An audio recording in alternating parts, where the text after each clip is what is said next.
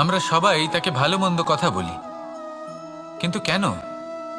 এমন বিভিন্ন ধরনের মানুষ, খারাপ মানুষ, ভালো মানুষ সবার জীবনেই আসেন এবং সকলকেই একটা অমূল্য শিক্ষা দান করে যান।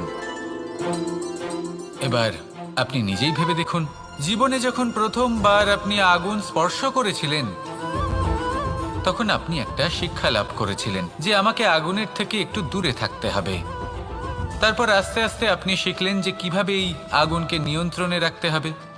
তারপর আপনি শিখলেন যে কিভাবে নিজের জীবনে তাকে প্রয়োগ করতে হবে, তা সে অন্ধকারে প্রকাশ লাভ করার জন্য হোক বা খাবার বানানোর জন্য। সেইভাবেই কোনো খারাপ ব্যক্তি যখন আপনার জীবনে আসে, কোনো শিক্ষা দিয়ে যান, তার প্রতি কৃতজ্ঞ থাকুন। তার বিষয় খারাপ ভাবার বা খারাপ অনুভূতি নিয়ে থাকার কোনো প্রয়োজন নেই। সেই শিক্ষা লাভ করুন, ইতিবাচক মনোভাব নিয়ে জীবনের সামনে